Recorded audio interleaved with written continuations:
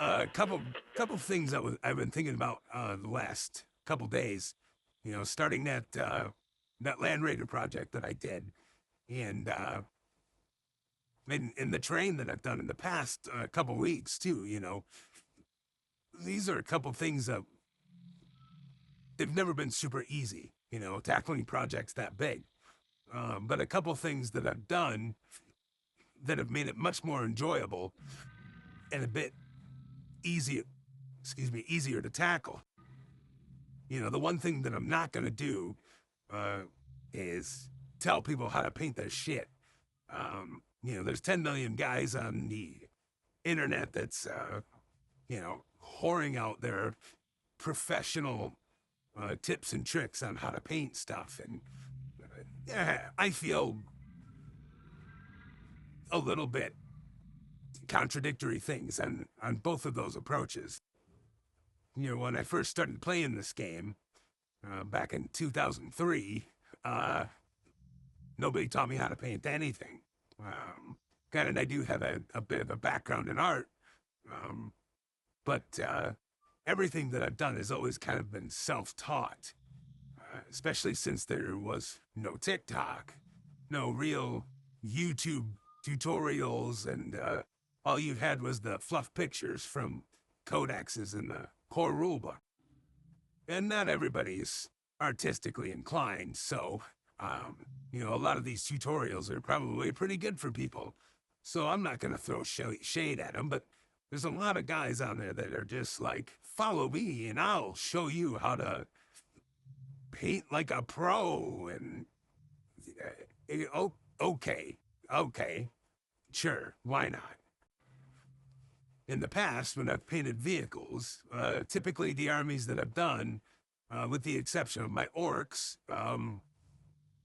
you know, with my Deathcore Creed built from Armageddon Steel Legion models, uh, rattle can flat green on all my tanks before I start the weathering process, and you're kind of done. You take a lot of the hard work out of it.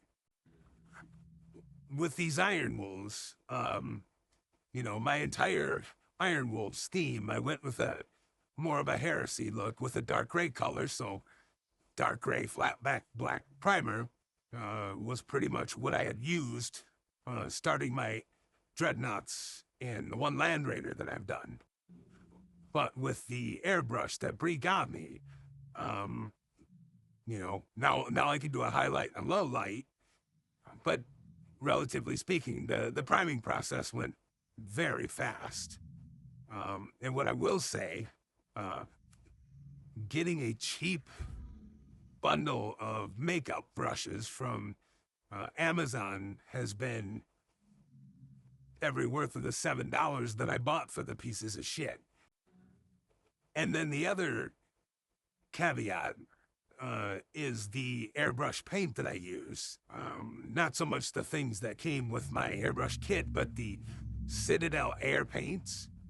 Um, the watered down thin coats are awesome. I mean, awesome. Uh, it, it got me through to the point where now I'm, you know, detail working this thing, and which obviously is going to take up the most part of everything. But man, I can't stress enough. I am definitely going to be exploring more of those airbrush paints from Citadel for my smaller models. I mean, the stuff is it almost goes on like a contrast color. It's thin, it's watered down, it's really, really good shit. And then I do want to say that, you know, 2 weeks ago I made my videos, you know, with my projections on what's going to happen with the Space Wolves armies, and you know, finally started to see a couple of the bigger content creators. Not saying they followed mine or watched mine or caught mine and they're regurgitating what I said, but what I said 2 weeks ago is kind of starting to come out a little bit more with some of these creators. Um, so yeah, I just wanted to bring that up. Um, I wanted to kind of give a little nod to some of the tips and tricks that I've been doing with the last couple models that I've been painting, and how well those couple um, new utensils in my toolbox are paying off in dividends. And again, I didn't know how to use any of these things when I first started doing them, and they're working out quite well. And I really, I have to add some snark. I've been, I'm involved in the Fang group on Facebook, and reluctantly back in the Space Wolves group on Facebook, and see a lot of the same questions being asked about what's safe, what can I get now before the release, in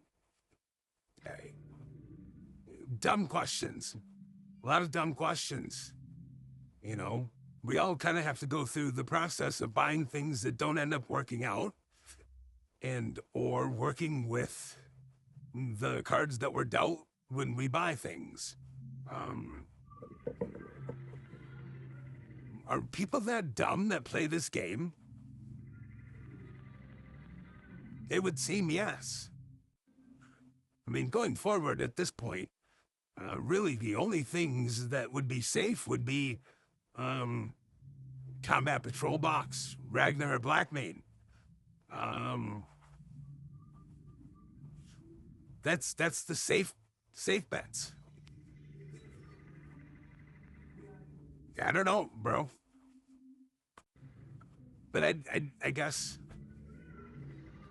granted, there's a lot more internet helping hands that are out there for people to ask questions and get bigger group feedbacks from, but just go into the hobby. Paint what you like. You're gonna get fucked just like everybody else at some point.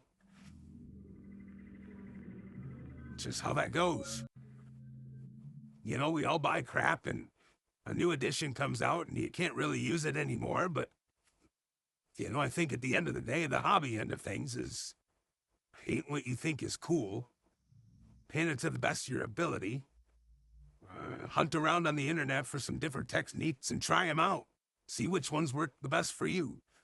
And you could watch 5 guys that are pros that show you how to paint, and you might not be able to accomplish any of that shit.